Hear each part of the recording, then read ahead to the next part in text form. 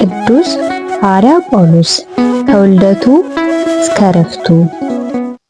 በአብ በወልድ በመንፈስ ቅዱስም አንድ አምላክ አሜን። ውድ ክርስቲያኖች፣ ዛሬ የምናስበው ክርስቶስን ከማሳደድ ወደ ክርስቶስ ታላቅ አገልጋይነት የተለወጠውን ታላቁን ሐዋርያ ቅዱስ ጳውሎስን ነው።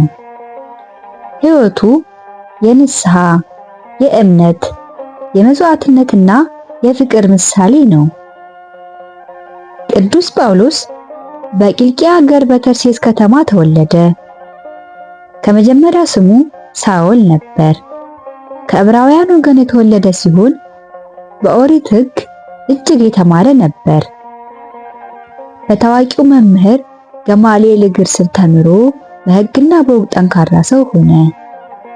ነገር ግን በዚያን ዘመን ክርስቶስን የሚያምኑትን ክርስቲያኖች የሚያሳድድ ነበር። ቅዱስ እስጢፋኖስ በድንጋይ ሲወገር የሚወግሩትን ሰዎች ልብስ የጠበቀው እርሱ ነበር። ይህም ክርስቲያኖችን ለማጥፋት ምን ያህል ተገቢ እንደነበር ያሳያል። አንድ ቀን በደማስቆ ያሉ ክርስቲያኖችን ለማሰር እየሄደ ሳለ ድንገት ከሰማይ ታላቅ ብርሃን አበራበት፣ ወደ ምድርም ወደቀ። ከዚያም ሳውል ሳውል ስለምን ታሳድደኛለህ የሚል የጌታችንን ድምፅ ሰማ።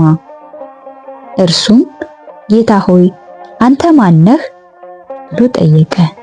ጌታም እኔ አንተ የምታሳድደኝ ኢየሱስ ነኝ አለው። ከዚያም በኋላ በሶስት ቀን ማየት አልቻለም፣ አልበላም፣ አልጠጣም። ጌታም ደቀ መዝሙሩን ሐናንያን ላከው። ሐናንያ መጥቶ ጸለየለት፣ ዓይኖቹም ተከፈቱ፣ ተጠመቀ፣ በመንፈስ ቅዱስም ተሞላ። ከዚያ ጀምሮ ሳውል ወደ ጳውሎስ ተለወጠ፣ የክርስቶስን ታላቅ አገልጋይ ሆነ። ቅዱስ ጳውሎስ ሕይወቱን ሙሉ ለወንጌል አሳለፈ።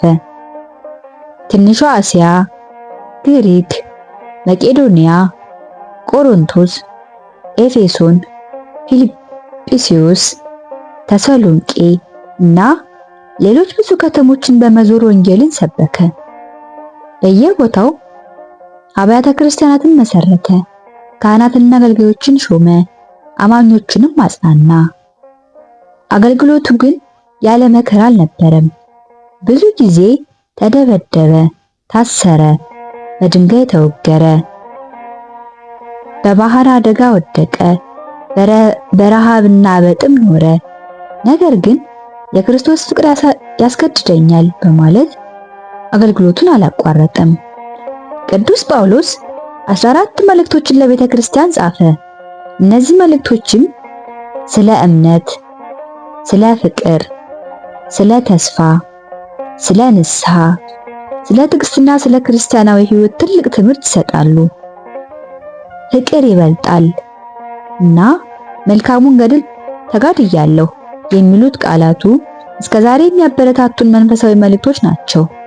በመጨረሻም በሮም ከተማ በንጉሥ ኔሮ ዘመን ስለ ክርስቶስ እምነት ተይዞ ታሰረ። ከዚያም በሰይፍ ተቀጥቶ የሰማዕትነት አክሊል ተቀበለ። ቤተክርስቲያንም ይህን የክብር ዕረፍቱን በየዓመቱ በክብር ታስባለች። ከቅዱስ ጳውሎስ ሕይወት የምንማረው ማንም ሰው በንስሐ ከተመለሰ እግዚአብሔር ታላቅ አገልጋይ ሊያደርገው እንደሚችል ነው። መከራ ቢመጣም እምነትን እንዳንተው በፍቅር እንድንኖርና ወንጌልን በሕይወታችን እንድንመሰክር ያስተምረናል። የቅዱስ ሐዋርያ ጳውሎስ ጸሎቱና በረከቱ ከሁላችን ጋር ይሁን። አሜን።